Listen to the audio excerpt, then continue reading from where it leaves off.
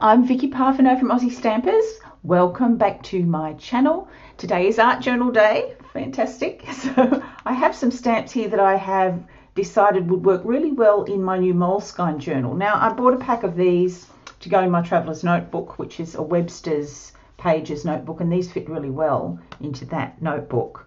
And they are the plain journals, set of 3, and the size of these is 5 by 8 1/4 inches or 13 by 21 centimeters.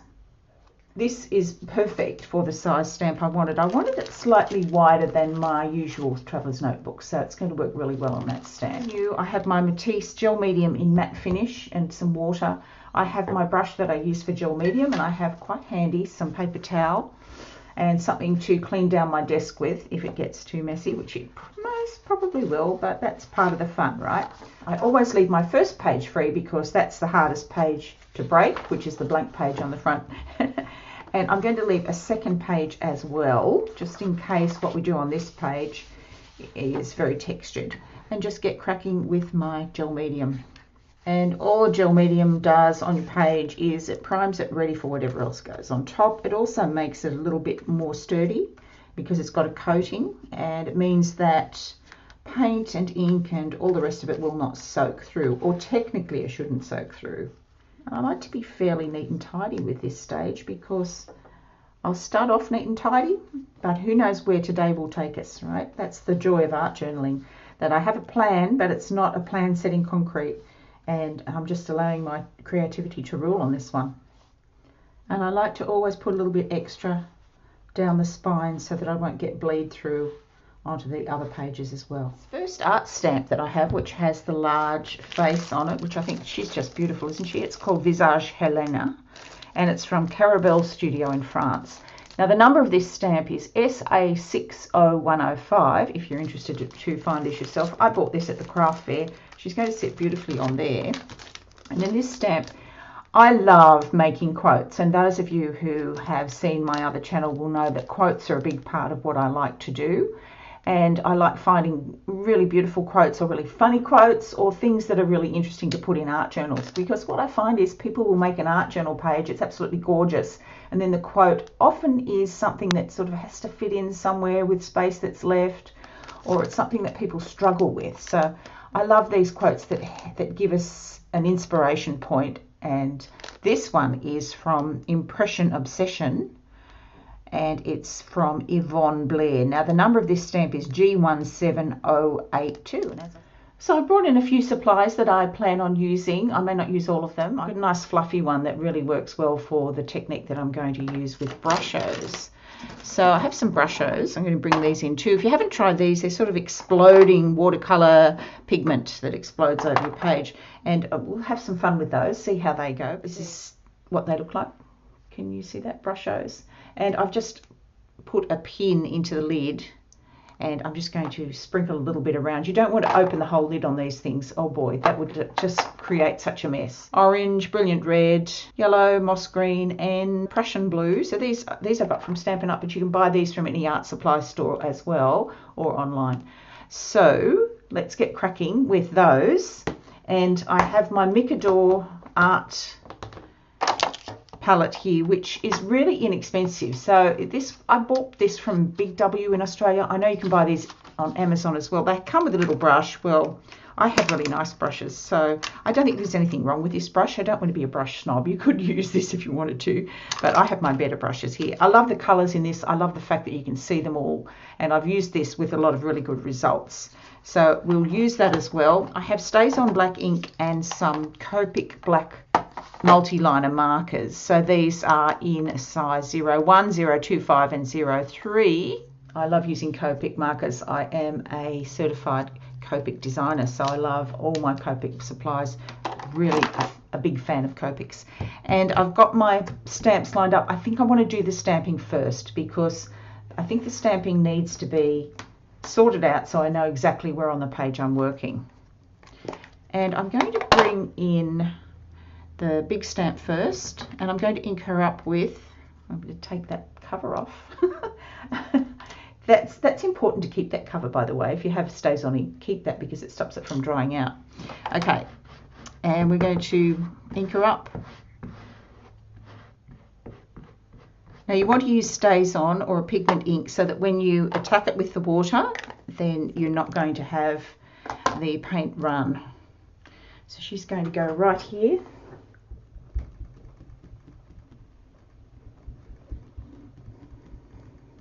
And with these big stamps, you need to really give them a solid press in the centre.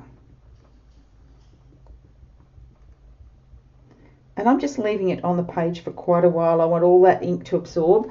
StazOn ink is really sticky, but it's not necessarily a wet ink like you get with a water-based ink. So it needs a bit of time to absorb in. Okay, moment of truth.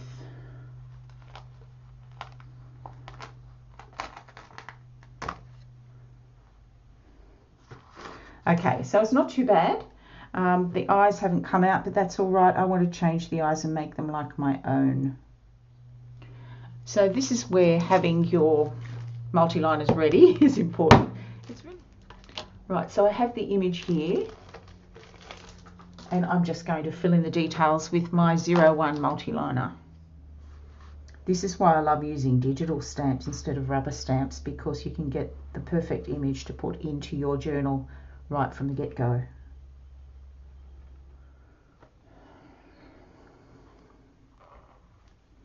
And I want to put in some of these darker lines, so I'll get my 0.3 and add some darker lines in as well.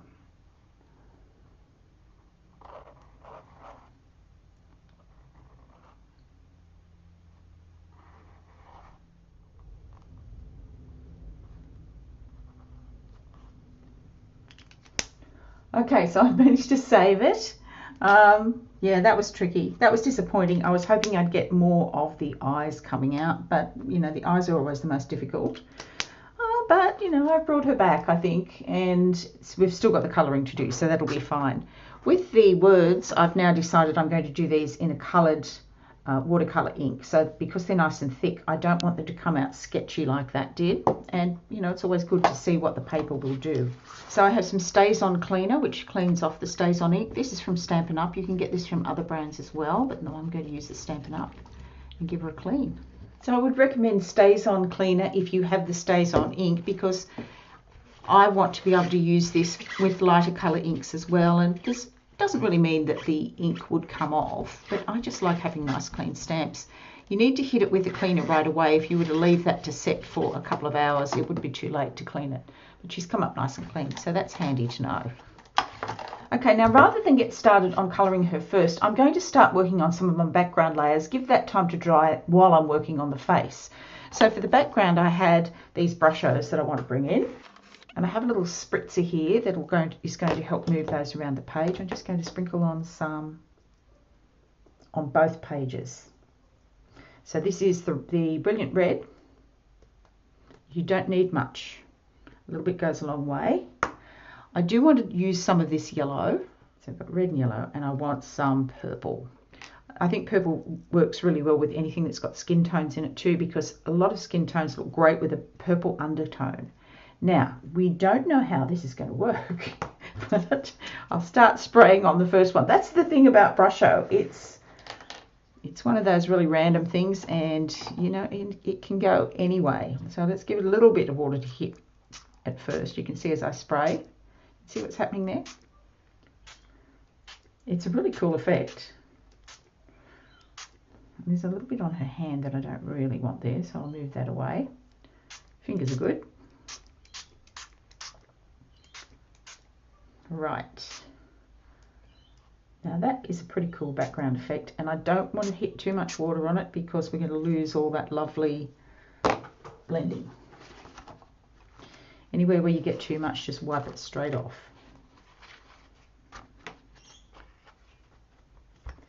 And paper towel is good for this.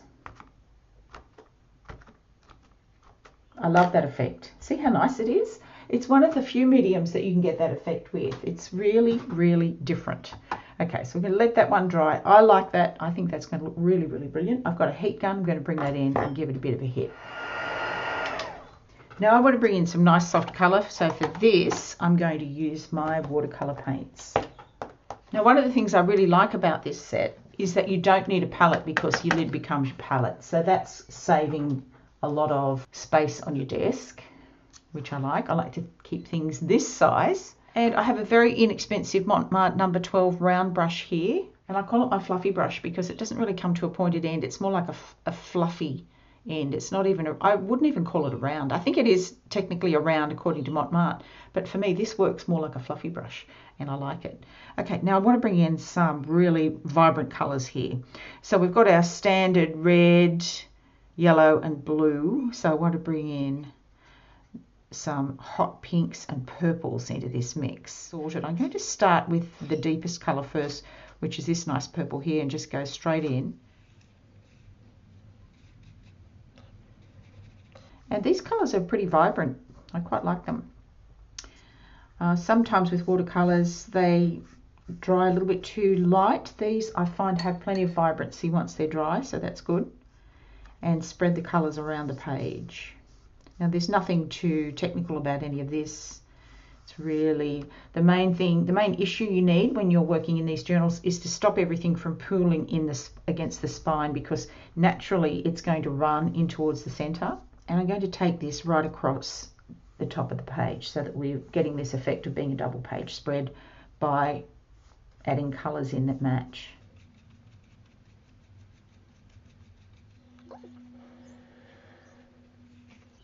Behind the back here. Oh, that's pretty. Okay, any more double coats where you need it. And now I'm going to bring in my flat brush, and this one is a number 10. This is from a Princeton art brush. It's a number 10 flat, and this is where I'm really going to have some fun. I'm going to start bringing in some really vivid pinks. A really hot pink. I'm dying to try this. As soon as I saw this colour I thought, I haven't used this one yet. I've used some of these pans already, but not this one. So let's get some hot pink. See how you can spread it through the Brusho and start getting a different effect again. So your Brusho, once you've used it, is going to sit there and be your buddy throughout this whole process, because it's like an undercoat that moves when you add the top coat. I love it. I love the effect of this. Look how nice this is. It's just coming along really well. Love it. Okay, now I'm feeling, looking at this, I'd like to work next with my blues because they're quite heavy. And with the blues, the blue Brusho that's lying underneath, I'm going to put some of this lovely lighter blue, which is almost like a turquoise blue, and drag it through the Brusho. But I'm only going to use a little because the blue could overpower the page. It's a dark colour, so I'm just going to drag it through a little bit. See how it's dragging through the Brusho and where it works really well. And you can see my brush strokes are all pretty much going in the same direction. They're all going across the page. So we don't get any cross-hatched looks here. It's all going across the page. Oh, I love this. This is really working well. Okay, now my yellow, I want to bring in some more yellows here. I'm going to use this almost like it's like a sunflower yellow, I would call this one, in the top corner. Love these paints. They're really neat and tidy, easy to work with, no muss, no fuss, but I like them. And I've got much more expensive watercolor paints that I drag out from time to time. I prefer having these because they're just easy, and they're easy to show you guys how they work. Now I want to just get into the spine and clean up right in the center of the spine where the paint is starting to run into. So I'm going to come in with a fairly dry brush, and the flat brush is good for this. Just clean up that gutter. Beautiful. Okay, and then coming back with your strokes going the same way. And perfect. How colourful is that? We've got a lot of colour happening. Now, this area here looks to me as though it needs a little bit more red, so I'm going to bring some more of the Brusho back into that, just down the bottom there, just to bring some of this brilliance back in onto both pages.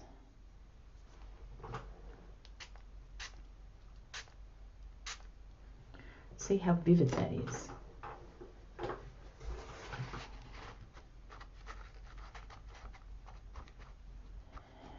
And now bring in some of the red. And that will reactivate the Brusho. Right, so we've got sort of a browny red. I'll bring that in, that'll work. Oh, luscious. Right.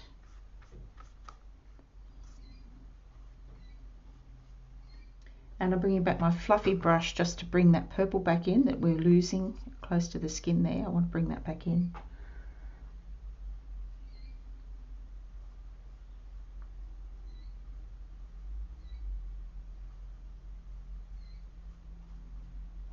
So we want that to be a skin tone as well.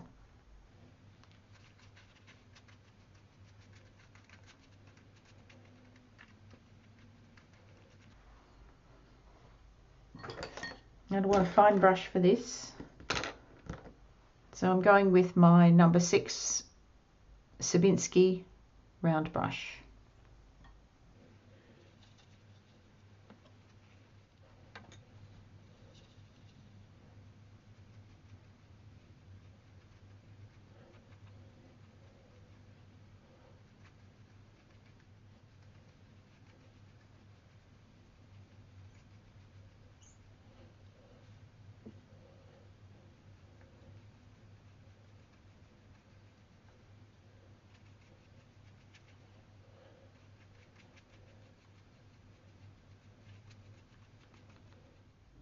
And there's a second skin colour here, which is this one, which I really like the look of because it's going to give me some shadow.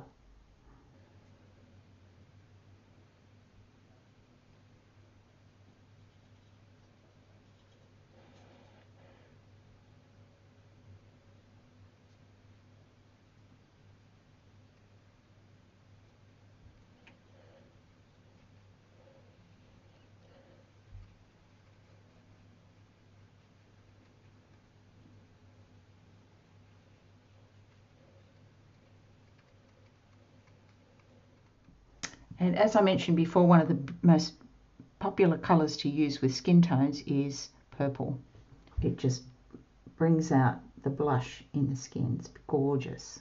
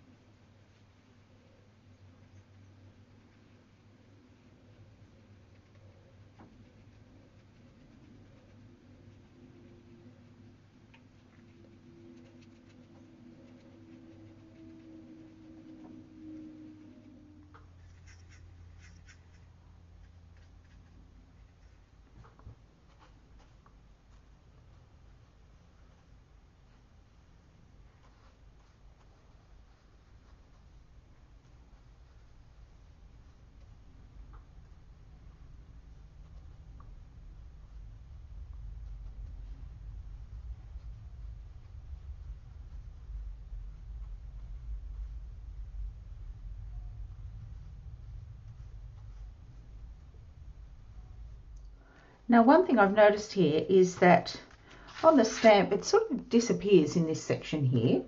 So I'm going to continue the line of her hair, just make her hair a bit longer because it disappears. So I'm going to grab my Copic Multiliner and just continue her hair further down. And I'll put some fine lines in as well because I've got some fine lines up in the hair. I'll put some in there, and then across the back I'm going to bring her shoulder down so it looks like her arm might be leaning forward, and then her back goes straight down. And I quite like that. That seems to just finish it off. It just needed a tiny bit more, a few more lines drawn in to finish it off.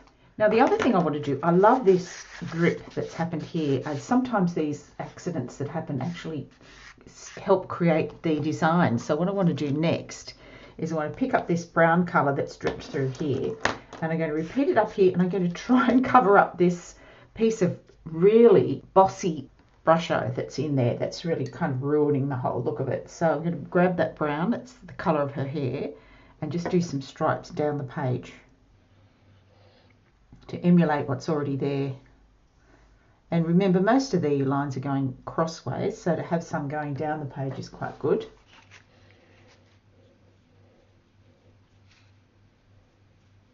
And I'm going to be doing some sponging. I've got some acrylic paints that I'm going to sponge over the top of this, so it's nowhere near finished in the sense that the background isn't completely done yet. And I love the look of those stripes coming in because it's bringing the brown of her hair into the colour of the page, which works. Alright, I think that's enough for our watercolours and our Brusho. Now I'm going to bring in some acrylics and a sponge. And how I store my acrylic paints is like this. I keep all my paints in a beautiful acrylic storage box for acrylic paints. That kind of makes sense, doesn't it? And you can see all the colours that I have. I have a lot of different brands, but what I want to bring out is one of my favourite colours in this. It's going to be that pinky colour. So this is Deravan's Magenta acrylic, and I'm going to do some sponging over the top. You can see how pretty that colour is. It's a really hot pink, and that's what I want.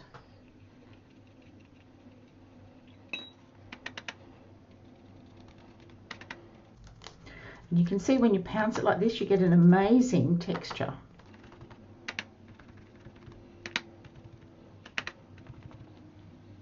I'll just bring that up close to the camera so you can see the texture that I'm getting on this. Beautiful.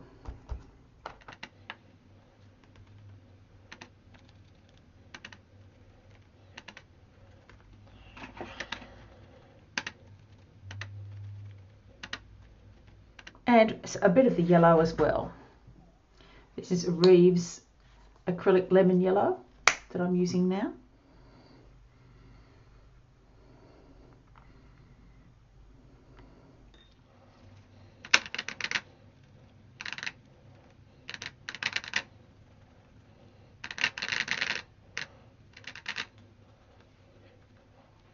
And now I'm going to hit that with the heat gun and dry it off.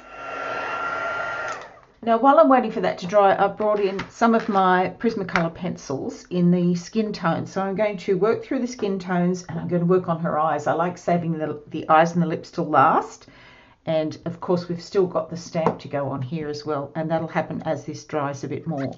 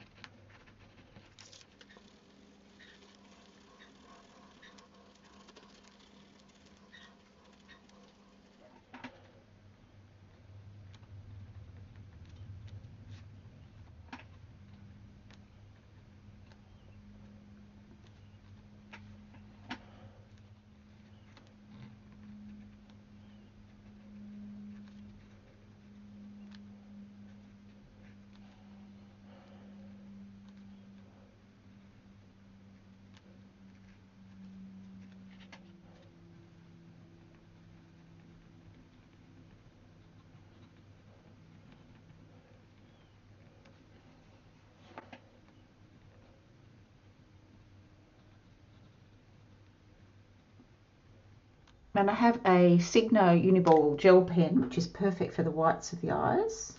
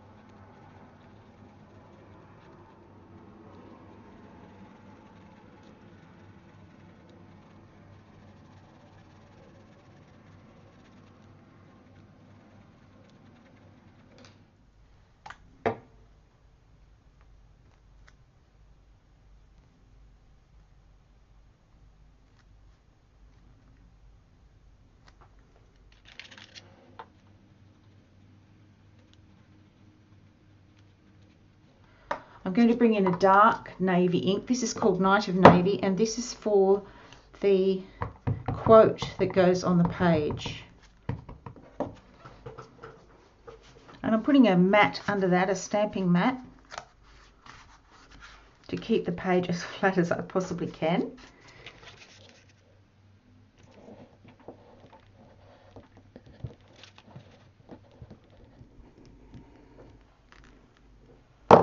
And that's come out really, really well. I'm really pleased with that. So I have a marker in the same colour, which I'll grab and just fill in any little tiny bits that haven't come through, but I'm really pleased with that. So I have the matching marker. This is called Night of Navy, and I'm going to use the fine tip, and it's really stamped very nicely. And I think all that's needed is some gold splatters. I have some Lumiere bright gold paint here.